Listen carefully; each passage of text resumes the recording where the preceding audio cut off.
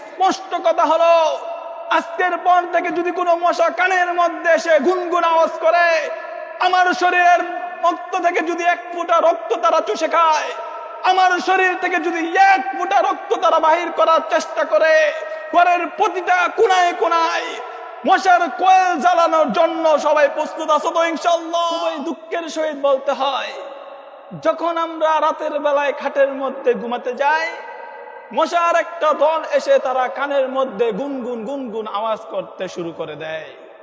এই মশার গুনগুন জ্বালায় অনেক মানুষ আছে তারা ঘুমাতে পারে না।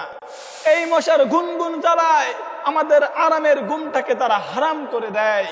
স্পষ্ট কথা হলো, আজকের পর থেকে যদি কোনো মশা কানের মধ্যে এসে গুনগুন আওয়াজ করে, আমার শরীরের রক্ত থেকে যদি এক ফোঁটা রক্ত তারা চুষে খায়, আমার শরীর থেকে যদি এক ফোঁটা রক্ত তারা বাহির করার চেষ্টা করে, ঘরের প্রতিটা কোনায় কোনায় মশার কয়েল জ্বালানোর জন্য সবাই প্রস্তুত আছো তো ইনশাআল্লাহ?